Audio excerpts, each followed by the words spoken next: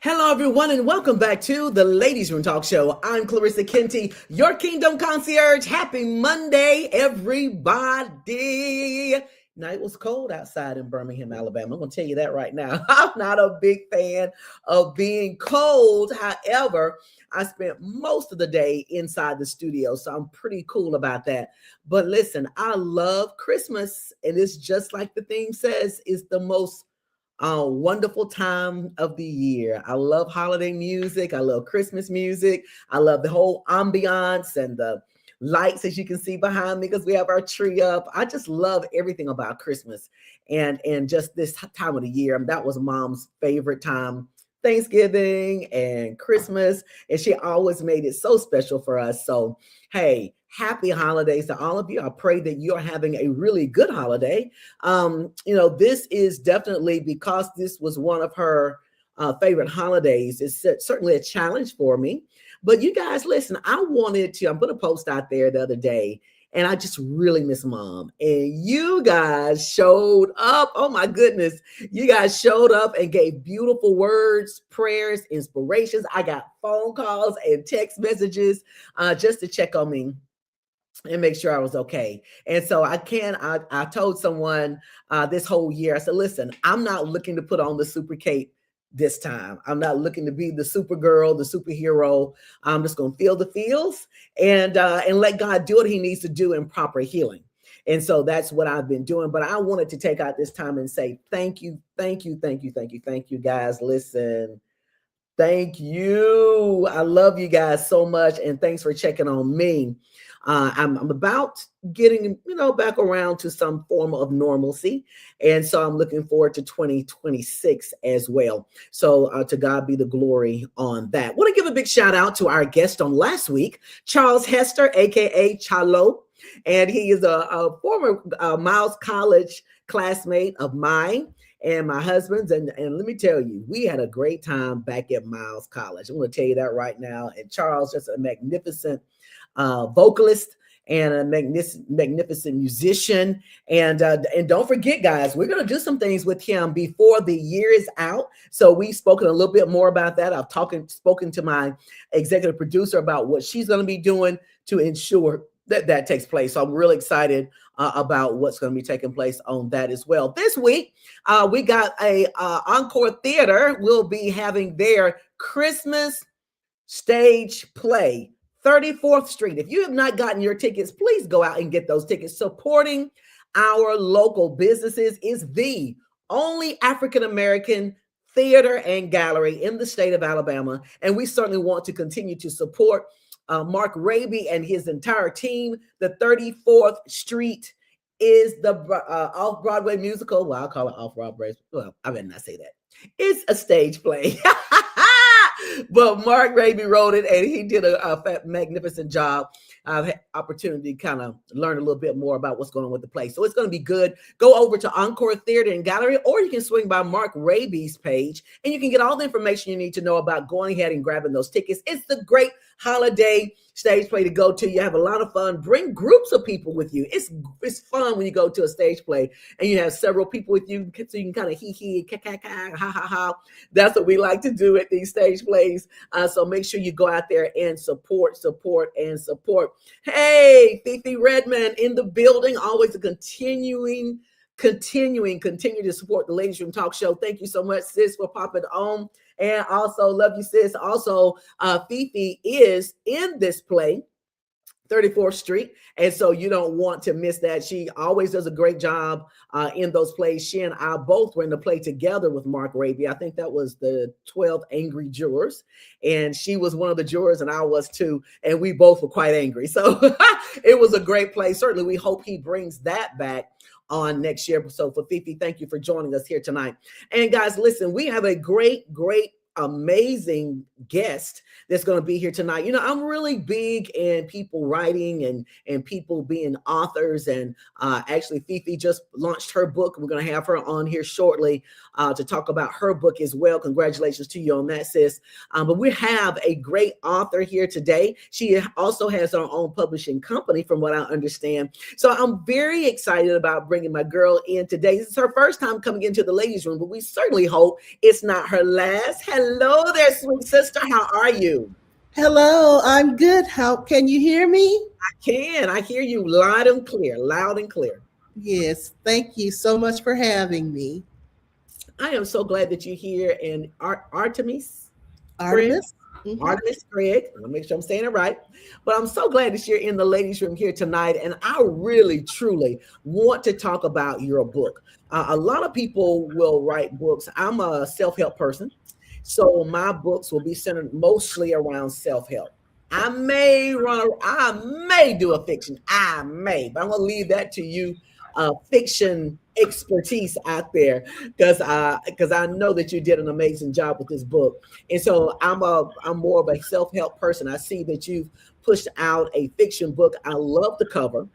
The Thank cover the you. cover screams "Read Me." So I think you did a really good job on that. So let's talk a little bit about that and talk about your book.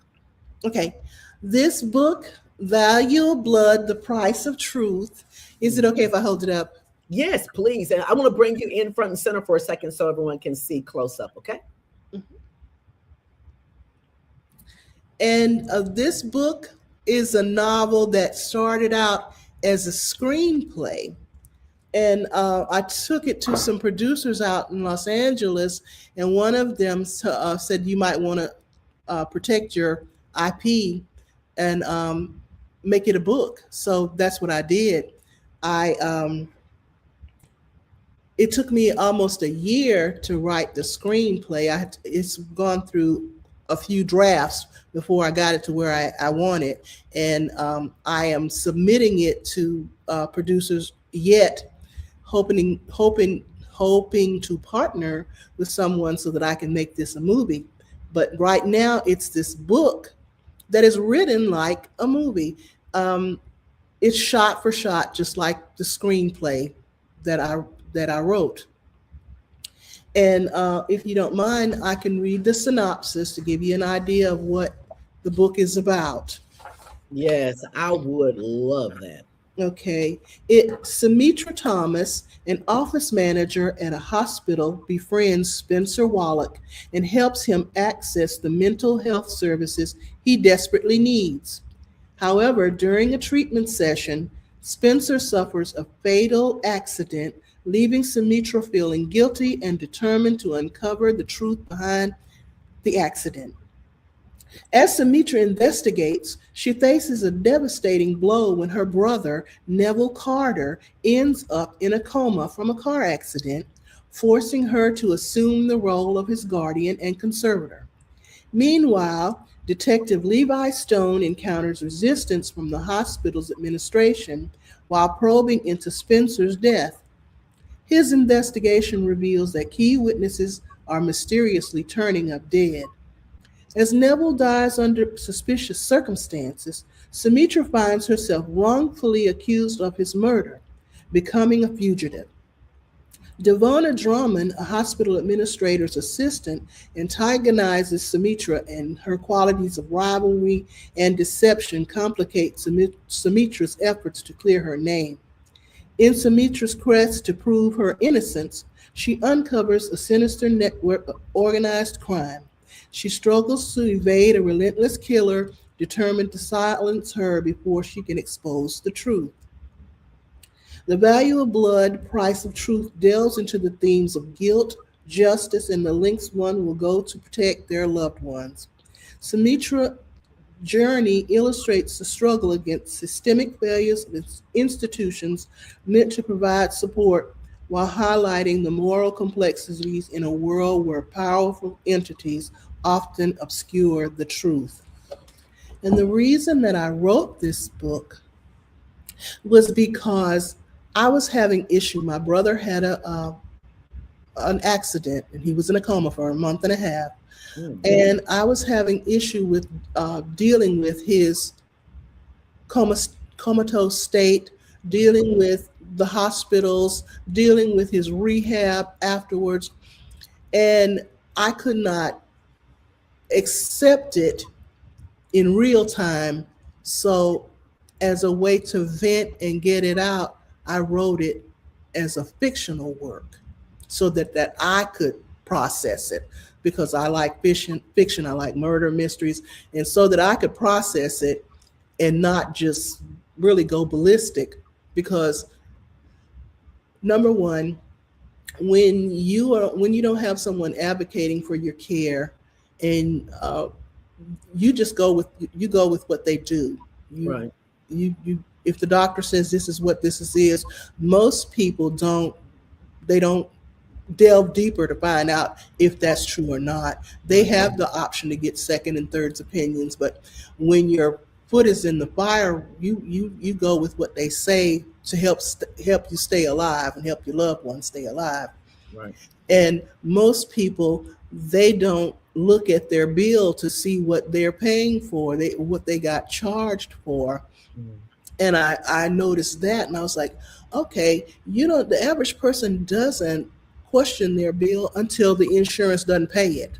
When the insurance doesn't pay it, then they say, oh, okay, I didn't even get this treatment, so why is it on my bill? Mm-hmm. So those kinds of things were what prompted me to get this out of my system, because I saw it up close and personal. I was like, oh my God, my brother's in a coma. He's out of state. And before I got there, he was just on life support. They weren't doing anything. Mm. And they told me, they said, get here as soon as you can. I said, is he dead? And they said, well, we can't tell you that. Mm. And basically he was, until they started treatment when I got there. Mm. So those things prompted me. That would be the reality that prompted me to write the fiction. Right. And right. I wanted. See, I like this because I think the way you wrote it, and I didn't have a chance to read it, but based on, I guess, the epilogue that you read, the intro of it, it gives you an opportunity to read something that's slightly entertaining, but by the same token, very informative. Mm-hmm. And so I like that because it's not too invasive. And it's not the verbiage is not terminologies that you can understand. And so those were some of the things that mom being, was in the hospital, they used a lot of terms that I didn't know, but she was a nurse, so she could tell me what those things meant. She knew exactly what it meant. And so to have a book written like that, and it will alert people. I see this as being a very good tool and resource to help caregivers, to give this book in the hands of caregivers so that they can be aware of what's going on as they're caregivers to their loved ones, their parents, or whomever. We were caregivers to my mother-in-law, who lived with us until she was 98 and passed also this year. But, it is so true, because your concern is the loved one. So you're not really concerned about, oh, wait, before you give them that shot, how much is that? That's not your thoughts. Your thought is do what you can to save my loved one. And so you're correct. We're not thinking about those things until this huge, gigantic, enormous bill comes of $40,000. And like you're saying, now we're digging deep to see exactly what is it that was, what were we charged with, and what is it that's on this bill. So I like the fact that you have put something like this in writing, and I like the way you spend it. I would love to see this book put in the hands of organizations that can push this book down to people who can really need this, in organizations like the American Heart Association, to breast cancer awareness and ovarian cancer, all of these places, the Senior Citizens Coalition, putting this book in their hands as resources so that the caregivers can be informed. I love the way you did this. I thought this was genius. Thank you. And that leads to I was not going to make it a sequel, but I am going to make it a sequel. And the sequel is based on the sister, Sumitra, whose brother is tragically killed. He had a brain injury, and so she is having a brain injury research foundation in his name. And the new book will be about what is going on with the Brain Injury Research Foundation. Mm. And my model is the Alabama Head Injury Foundation here. Mm. They are working with my brother who had a TBI, and I'm learning a lot of things from them, and they are wonderful. They are very supportive of caregivers. They have they have resources for the persons that are have had the brain injuries, had the head injuries, as well as the caregivers who are taking care of them. They're very supportive, and my hat is off to this foundation, and I want to push them as much as I can. Mhm. And it'll be wrapped around another murder because that's my thing. I love murder mysteries. I mean, Okay. that was just me. But Goodness. it's to push the good deeds of this head injury foundation, Yes. research that they're doing, and the amazing things that they're doing for the families of these people. So that's in the works. That's the book that's in the works. Okay. But the value of blood, when I pitched it as a screenplay, I pitched it as being a marriage of Erin Brockovich meets The Fugitive. Mm. She's a bell ringer. She is a whistleblower, but she has to stay one step ahead of this guy who's Right. trying to kill her. Hmm. Mhm. Okay, I can really see this as a stage play. I can also see it as a movie as well. I'm intrigued. You know what it reminds me of? If you do this as a sequel, and so a lot of people, if they're born in a certain generation, they wouldn't remember this. But what's the young lady's name back in the day? She had a book and there were sequels to her book. Was it somebody Drew? Nancy Drew. Nancy Drew.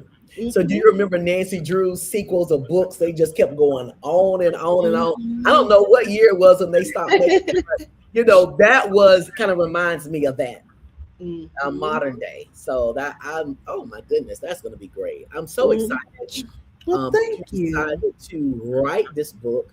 And I like the spin that you did. And I think when people are writing books, just to have something unique and different about it makes it stand apart from other books that are written.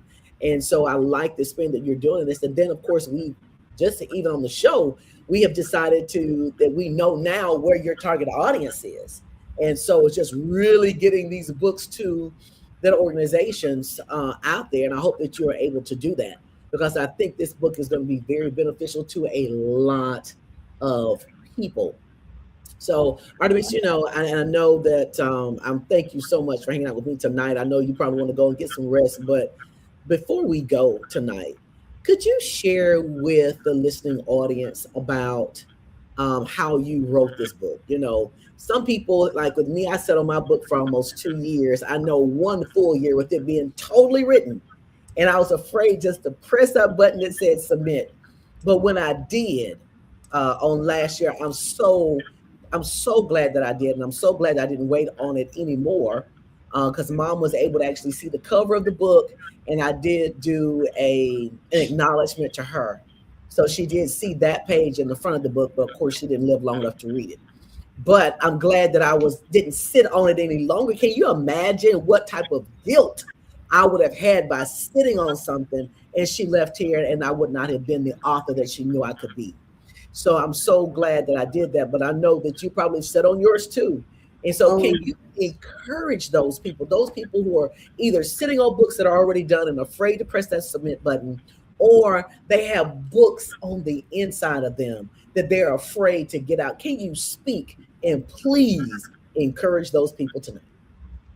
well, I would like to say that I was afraid of writing this novel. I've never written a novel before, but I've been writing for years and years, and it just, I just said, okay, the cosmos means for this to come out. So I got urged by other people to write it I wrote it as a screenplay, which is what I got my degree in.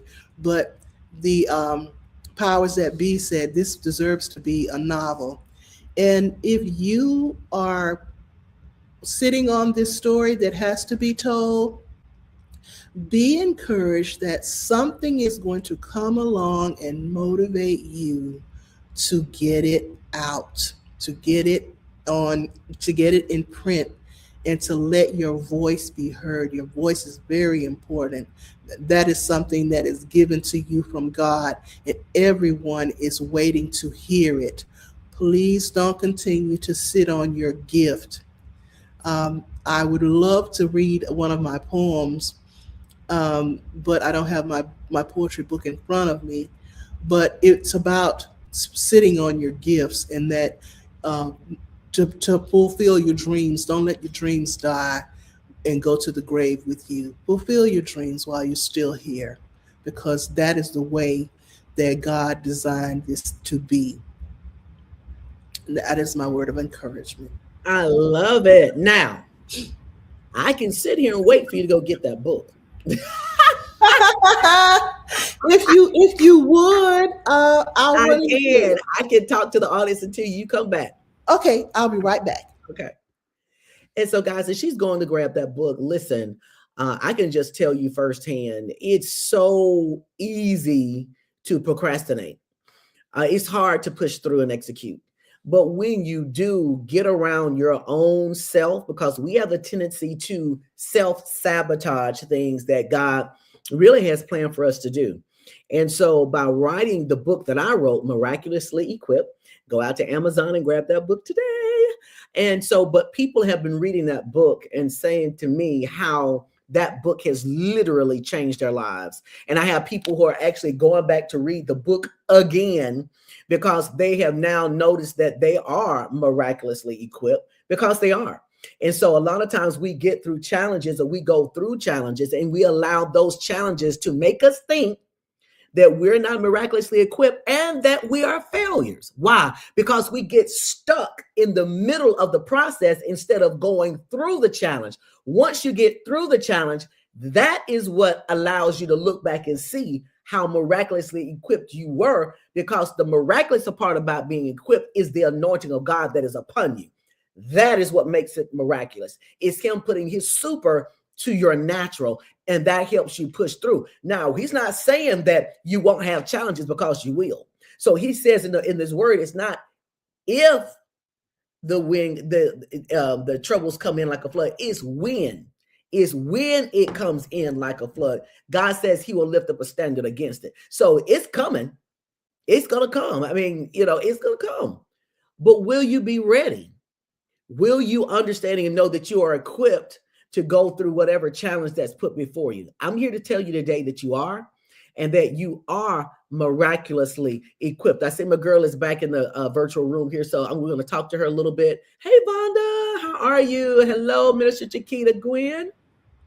Glad you're in the ladies' room here tonight. And my girl, Shafanda, love you, girl. Thanks for coming in. Share this live with your family and friends. So, Artemis, I'm going to bring you back to the front of the show and let you read your poem to the listening audience. Okay. This poem is called Where Dreams May Be Found. A dream is the wish your heart makes on the hope it will come true. Fulfillment of that dream is the action the body takes to face all the obstacles it has to go through. Like shaking a nation free of racial prejudice, traveling through the hallowed halls of space, ending the life of those who lay dying, extending the life of those who lay dying, or to share with the world the power of God's saving grace. Dreams are not only found in a cozy bed, on a pillow beneath a sleeping head. You can find them in the graveyard, buried forever among the cold and the dead. Jesus spoke of a servant given a talent, which he spitefully hid, unwilling to increase his master's money, as his fellow servants did. For his treachery he lost his talent to another already with 10, to be cast into outer darkness quicker than his head could spin. Not unlike talent, In the most inconspicuous places, dreams may be found, and like talent, they were never intended to wind up underground. The only thing worse than wasted talent is unrealized dreams. So, talented soul, please don't take your dreams to the grave with you and miss out on the chance of being able to help make someone else's unrealized dreams come true. End of piece. And this is an inspirational verse for those who hunger and thirst. Nice. Oh my gosh. What is so funny, I don't know if you heard what I shared, but it kind of paired in. Your poem just kind of paired into what I said, and I had never read your poem before. So it looks like, and it appears that God has a word for the people tonight.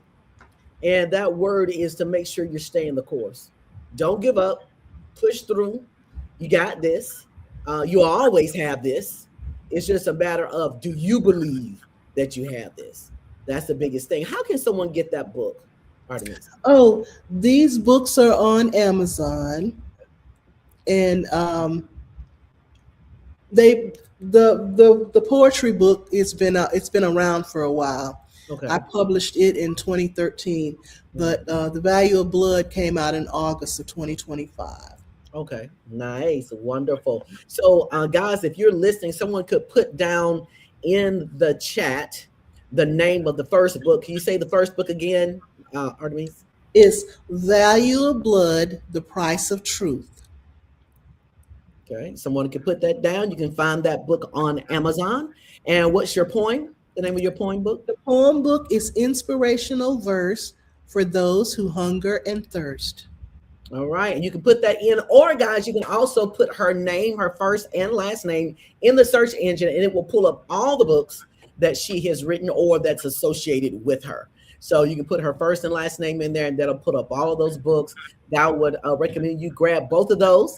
It'll be a blessing to you. I'm looking forward to getting both myself so that I can read. That I am a reader. I love to read. I love to be educated. So I'm really looking forward to that. My sister, thank you so much for hanging out inside the ladies' room here tonight. We certainly don't want this to be your last time. Now you got to come back and hang out with us again and read some poems. Also, now you are a publishing company as well. Is that correct? I publish. Mm-hmm. Okay, so guys, here we go. Some of us don't know who publishers are connected to personal publishers, but here you are, a publisher that is not only has written 2 books, but she's also a publishing company at large. So guys, reach out to her, go ahead and get her book. Let's support Black authors and support what they're doing. So go out to Amazon and grab those books, guys. Put her first and last name in the search engine and those books will show up. So thank you guys so much for joining us inside the Ladies Room Talk Show. Thank you, my dear, for coming and hanging out with us and spending a little time. Guys, as always, we cannot be who we are without your help and without your continued support. How do you do that? Because you share the lives with your friends, you share the lives with your network, you text the lives out, and then you interact with us on these lives every single Monday night. So for again, I want to thank you so much. Happy holidays, everyone. I will be on for the next for the rest of the year. I will definitely be on those Mondays, guys, and we'll talk about a couple more things, and we'll talk about the Thrive 365 Accountability Mastermind that I will be hosting. I'll push that back to January. Some of you have already been asking about it, and I decided to push it back to January so we can get over this hump of the holiday.